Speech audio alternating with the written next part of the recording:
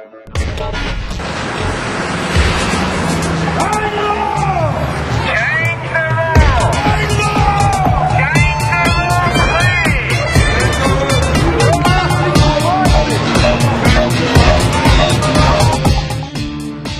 of activists from Nimbin and their supporters visit Parliament House to petition and ask the government to end the stupidity with regard to the current laws on cannabis and hemp. The very varied group comprise lawyers, doctors, artists and tradespeople and many others from walks of life that are calling for the legalization of cannabis. The call is for medicinal cannabis to be allowed and distributed widely in the community to those that can benefit from it. The convoy presented to Parliament House the fact that the black market is presently supplying the cannabis market in New South Wales and that organised crime is associated with it. They're calling for the whole industry to be legalised so that the black market and criminal element is taken away and that quality control is ensured. Cannabis has been shown to be very helpful in a number of medical conditions. Amongst them are glaucoma, pressure on the eye, multiple sclerosis, cancer, AIDS, and some forms of ME, arthritis, and generally pain is helped considerably in many people by the use of cannabis. Post-traumatic stress disorder, and even it's suggested some forms of Crohn's disease and ulcerative colitis can be well assisted by use of cannabis. There are thousands of Australians that can benefit from the use of cannabis in our society that are being deprived of a very useful medicine. These activists are calling for the government to recognise that all the individuals that can't be here today to complain about the fact that they can't have medicinal cannabis are being left out of the picture and should be helped by all of us. Possibly everybody in Australia would know somebody that could benefit from using cannabis in their lives. Or in the future, perhaps when you're suffering from some degenerative disease, you may like to have access to cannabis.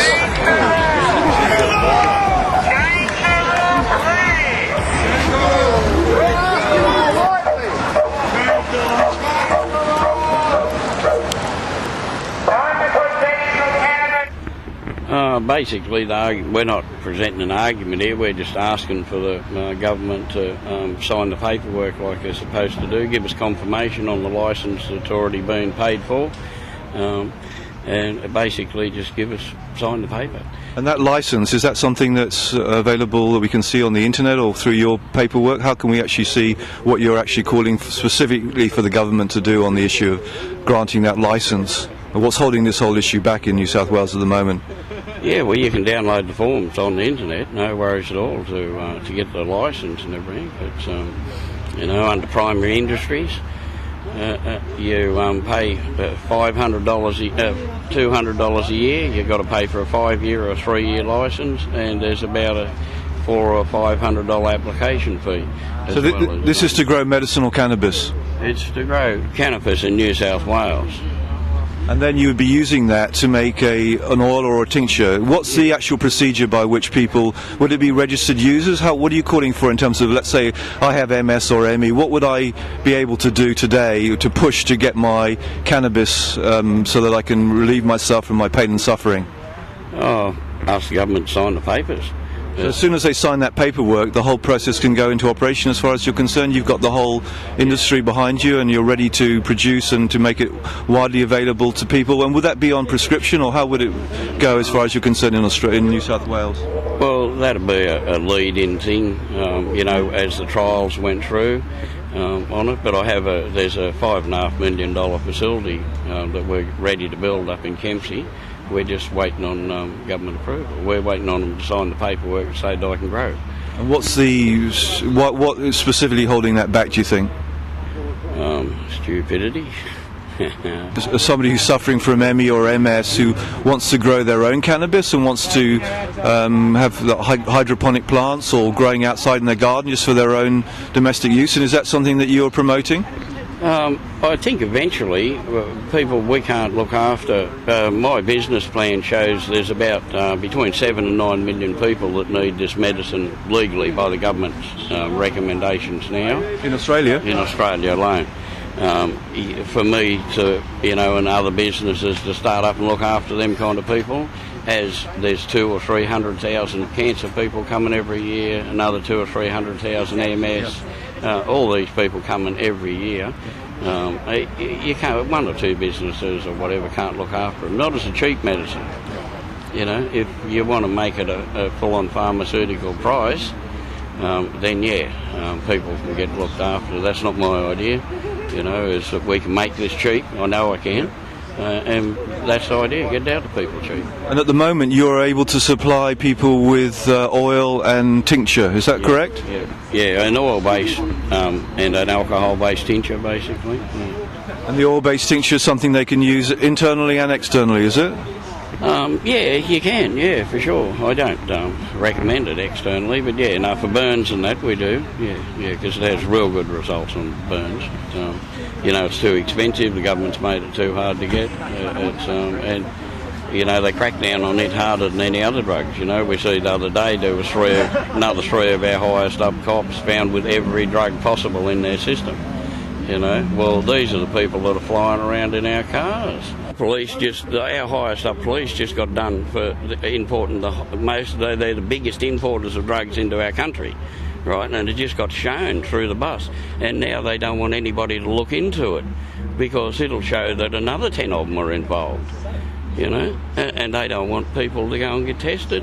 If you went around here and tested the police around here, there wouldn't be anybody working. Right. So it's a bit like the emperor wears no clothes. It's happening around us, but everybody's in denial about it. Yeah, that's dead right. This is a really useful medicine that's been proven around the world to be helpful in people suffering from a variety of different illnesses that you linked today in this the benefits of medicinal cannabis that I've got in front of me here, and we are pushing the government to sign the paperwork and to allow this production to go ahead, and also to let individuals to grow their own. What we're asking for is for the state to be able to have it.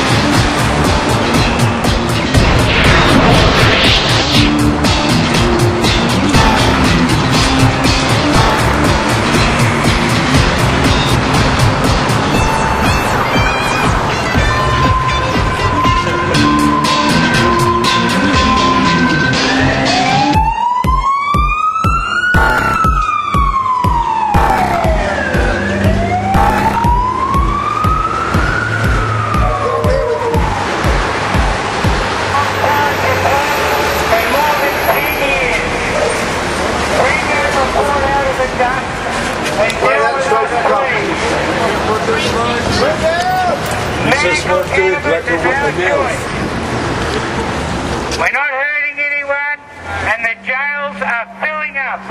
Aboriginal people especially, more than 50% of young people in jail are Aboriginal.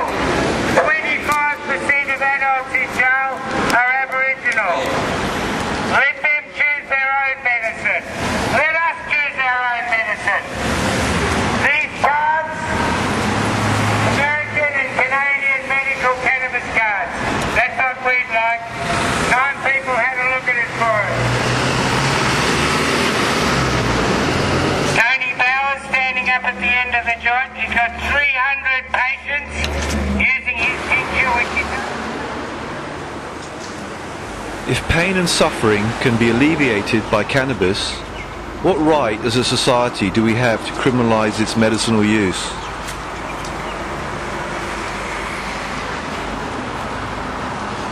Hi Star, well today we're outside Parliament House and we're talking about medicinal cannabis, and we'd like to ask you specifically, Star, what help you had over the years from taking cannabis in its various forms? It's so helped with anti-inflammatory, with my pain and chronic back pain. I've been a sufferer for quite a few years now, and degenerate pain, and sciatica, Yep. and I just find that I wouldn't have been able to make this trip from Nimbin. It's a long Yep. trip, Yep. but just to stand up for Yep. what I believe in Yep. and the passion. Like, how can they say no to medicinal cannabis Yep. when it works and Yep. it's a healing drug?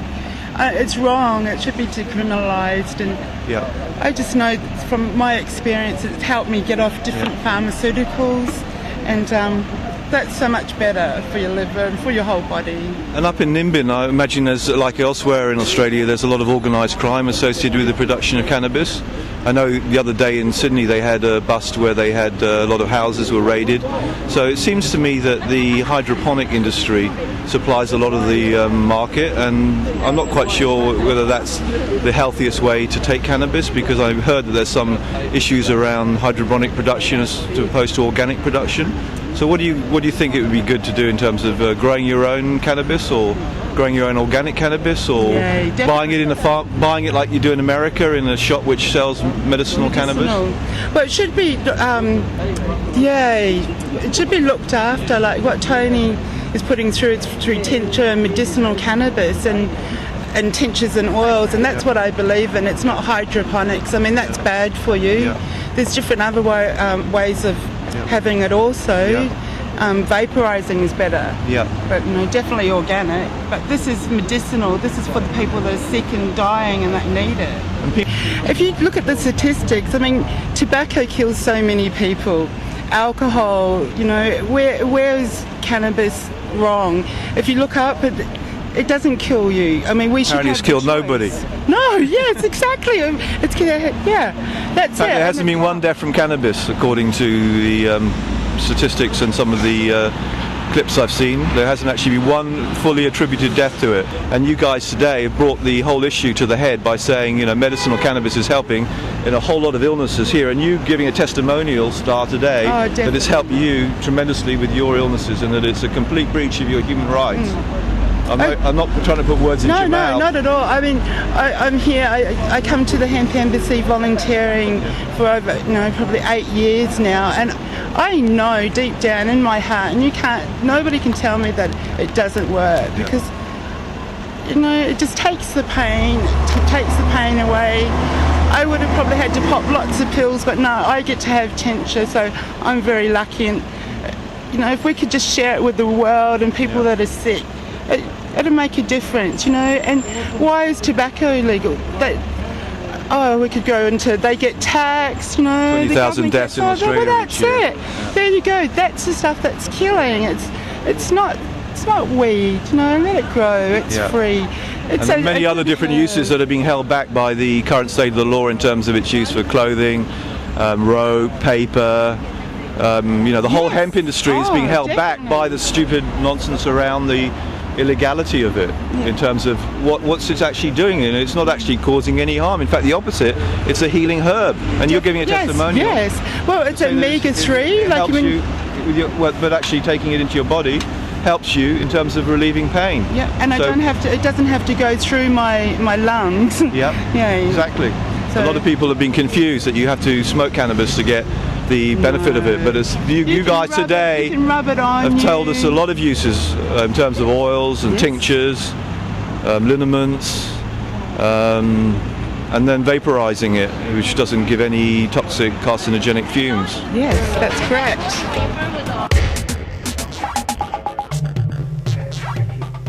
If anything in this video has inspired you, please contact your state and your federal MP, because it's only when enough people make a statement on the cannabis issue that medicinal cannabis will be available for your possible suffering in the future. When enough people lead, the leaders must follow.